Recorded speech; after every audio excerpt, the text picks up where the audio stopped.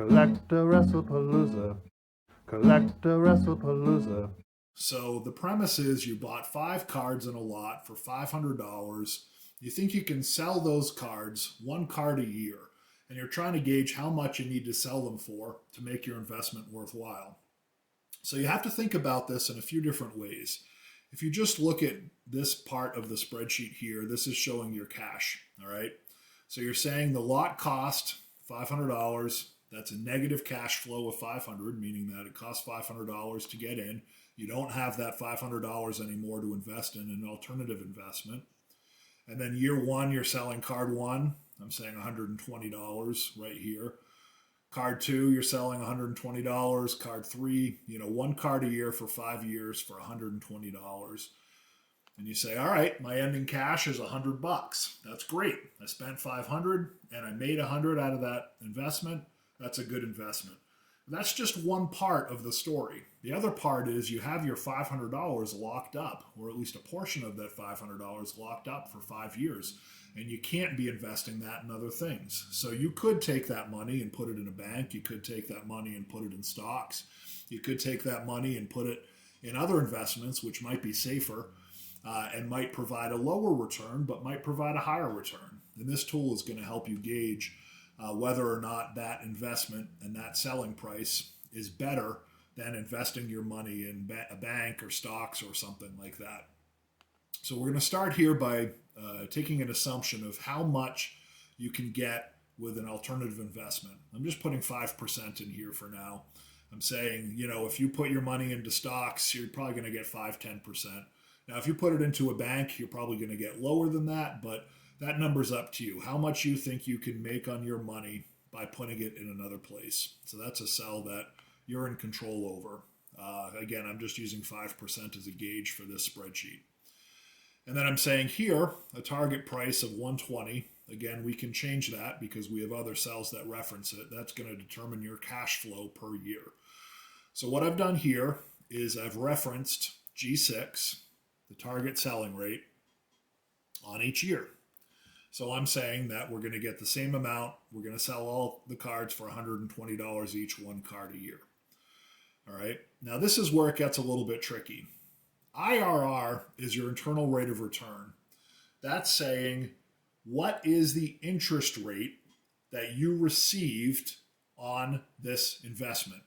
So this series of cash flows, $500 initial investment on cards, making $120 a year, would be the same as putting $500 into a bank that pays 6.4% interest. That's what IRR means. That's your rate of return on this investment. Is 6.4% good? Is it bad? Well, in this case, it's pretty good because it's better than the alternative investment of 5%. And the way to do this cell, it's very easy. Excel has a feature called IRR. You just put in IRR, and then you put the series of cash flows in. And then it says guess. Don't be too tripped up by that. You can really put any number in as the guess, and it will still give you the same answer. So I put 0 in there. If I change that to 0.1, you're still going to get the same IRR. So that's one of the odd features of Excel. But again, just put anything in there. I put 0 in there as a placeholder generally when I run that function. Now, NPV, this is where it gets a little bit trickier. This is going to bring everything together. There's a function in Excel called NPV, which is your net present value, all right?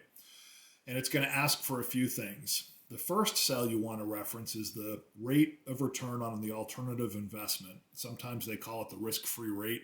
In other words, if you were to put that money into something that's pretty risk-free, what are you going to make on it?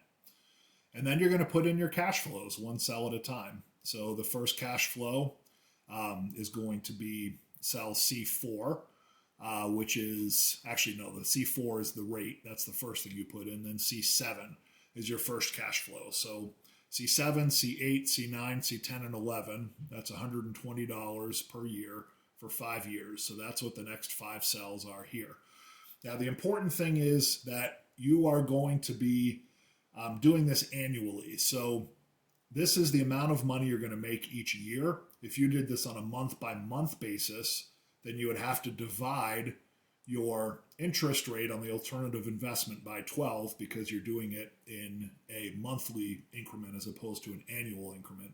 This always assumes annual. All these functions assume annual. If you want to do them by month, you have to adjust the interest rate of the alternative investment in order to gauge an appropriate net present value accordingly. So you would do the interest rate per month as opposed to the interest rate per year. But as a standard, Excel assumes per year. And then at the end, you also want to say, I'm adding back in cell C6, which is a negative cash flow, to say at the beginning of the entire thing, you're also spending $500. So you have to subtract that out of your net present value at the end. And once all those pieces are in place, you see 1954 is your net present value. Now, is that good? Well, that's up to you to decide. But what that means is that you are essentially taking that $500 investment, and your the equivalent is if you had $19.54 in your pocket now, more than that $500. So essentially that's saying you're spending $500 today to make the equivalent of $19.54 today. That's the present value of all of those cash flows at this rate of return. So you want that number to be more than zero, essentially. So I know this is a lot of information. It may be kind of confusing to you at this point, but if we toggle some of these numbers, it might help clarify. Let's say that the interest rate of the alternative investment is only 3%. All right. Now notice that your net present value went up.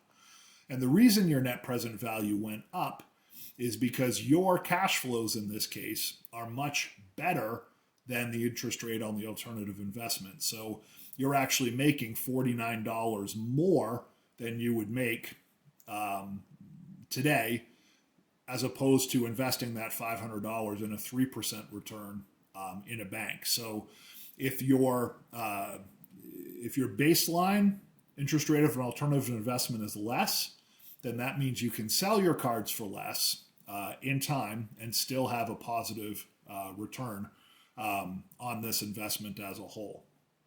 Now, let's say your target selling price goes down to $110. You can see here that the internal rate of return went down to 3.26, but your net present value is still positive because this is still a better return than this. One way you can think about it is you say, all right, well, 3% is what I'll get if I put it in a bank, and I'm getting an extra 0.26% by doing it in cards, which has a present value of $3.77.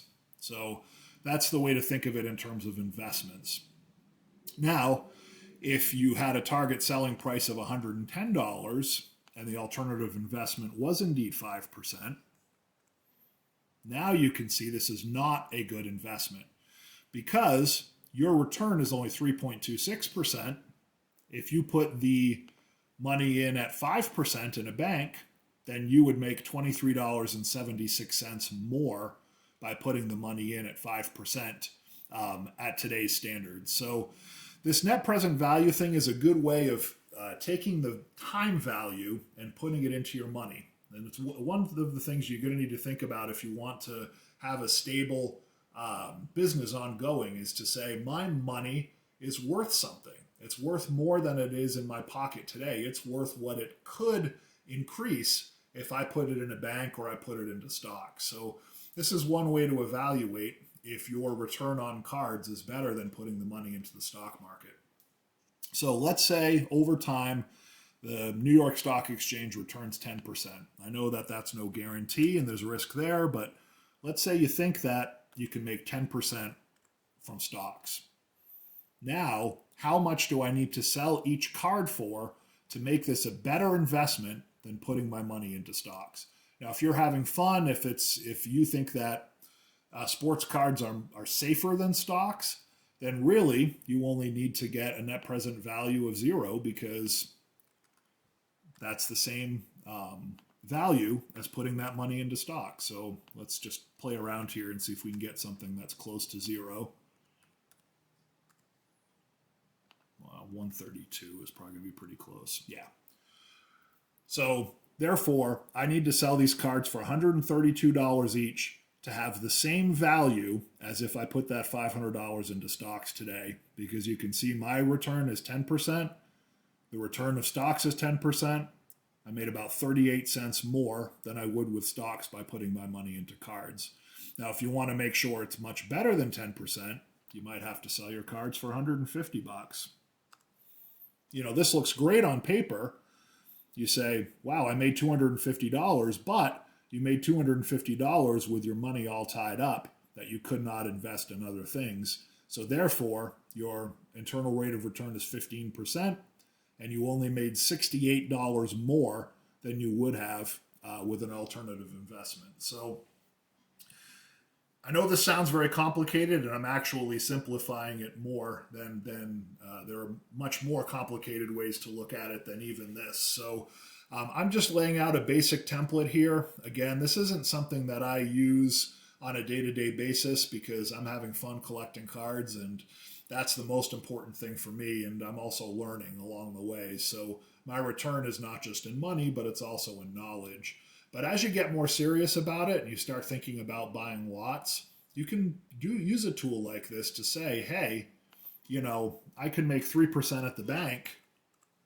Am I, you know, doing better by selling cards? Oh, in order to make more than I'm making at the bank, gosh, I only need to sell these cards for $110 each.